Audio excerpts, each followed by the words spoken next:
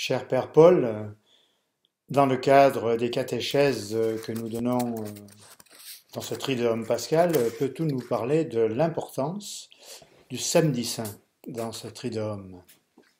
Bonsoir Alain, bonsoir chers amis. Dans le cadre de ce Diduum pascal, ces 3 jours qui nous ouvrent directement sur la fête de Pâques, il m'a été demandé de vous présenter en quelques mots l'importance de ce samedi de la vigile pascale. Ce samedi de la vigile pascale qui est lié au jeudi et au vendredi jeudi, institution de l'Eucharistie, importance de l'ordination des prêtres, et puis un troisième élément, l'importance de l'autel, l'autel de l'immolation, donc l'autel lieu du rendez-vous de l'alliance entre Dieu et les hommes. Jésus-Christ, il s'offre lui-même. Il a dit, ma vie nulle ne la prend, c'est moi qui la donne. Et donc, après ce jeudi, il y a l'importance du vendredi, le vendredi de sa mort, l'importance de la croix.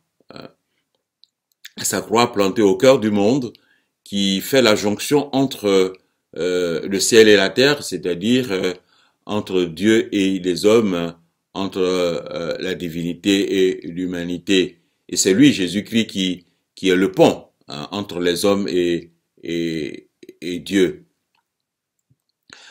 Sa croix, donc je disais, plantée au cœur du monde, fait cette jonction, et lui, écartelé entre ciel et terre, les bras ouverts, il attire à lui tous les peuples de la terre. Le samedi, c'est l'importance de la lumière, mais 3 éléments véritablement.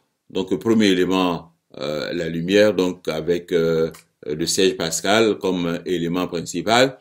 Ensuite, l'histoire même du peuple d'Israël et enfin les promesses baptismales. Donc, le siège pascal, il a son importance en ce sens que il est le symbole du Christ, lumière du monde. C'est lui, le Christ, qui chasse les ténèbres de notre vie. Et donc, nous aussi, nous sommes appelés à être comme le Christ, lumière pour nos frères et sœurs. Deuxième point, l'importance même de la Pâque. Cette Pâque qui est liée à l'histoire du peuple d'Israël, le peuple d'Israël qui était en esclavage en Égypte, qui va sortir, qui va être libéré de façon miraculeuse. Cette libération qui dépasse lui-même son entendement, il n'y comprend rien. Comment se fait-il que lui, petit peuple, puisse sortir des griffes de Pharaon sans pouvoir y laisser des traces? Pharaon, mais c'est le grand, c'est le puissant. On va dire, c'est la super puissance de ce temps. Personne n'échappe au Pharaon sans douleur. Et pourtant, il sort, il part, il traverse même la mer Rouge. Les textes disent à pied sec, pour dire véritablement que rien ne lui est arrivé. Mais comment se fait-il qu'il a pu sortir? Il n'arrive pas à se l'expliquer. Alors, si lui, Israël, a pu sortir de l'esclavage égyptien, c'est que celui qui l'a fait sortir, cette puissance qui l'a fait sortir, cette réalité invisible qui dépasse tout qui l'a fait sortir, et cette réalité-là est plus forte que le Pharaon, est plus puissante que le Pharaon. Et progressivement, lui, petit peuple, va comprendre que c'est Dieu qui l'a fait sortir, c'est Yahvé.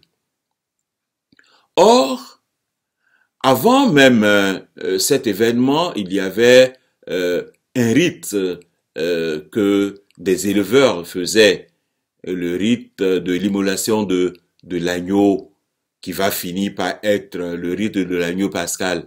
De quoi il est question? Il est question d'une offrande de ces éleveurs juifs là qui offraient à leur Dieu pour leur protection et pour la bénédiction de leur activité un agneau, et le peuple d'Israël va récupérer ce rite pour en faire le rite de passage de cette de ce moment de détresse, de misère à une situation plus reluisante de passage dans la terre promise. Et nous y voyons aussi l'importance de la traversée de la mer Rouge, qui est la purification. Ce passage et cette libération vont constituer pour Israël l'événement, des événements, l'événement fondateur. Hein. C'est cet événement-là qui fait de lui un peuple privilégié, un peuple consacré à Dieu. Et il doit se raconter cet événement de génération en génération et toujours. Et il n'est plus un peuple passé, un événement passé, mais un événement actuel pour tous. C'est chacun qui raconte cet événement, c'est chacun qui raconte cet événement à ses enfants, à ses fils, de génération en génération. Et chacun se sent comme ayant été présent, ayant été témoin de cet événement. Jésus lui aussi, en son temps, va vivre ces moments-là avec ses parents, ces juifs qui faisaient le pèlerinage à Jérusalem pour commémorer ce moment.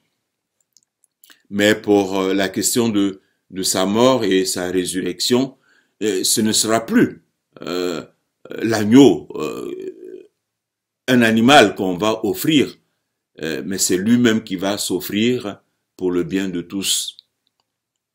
Si pour Israël, le don de sang, l'immolation d'une bête a été à l'origine de la libération, le don du sang de Jésus-Christ va être pour le nouvel Israël, donc l'Église, le point de départ de tous.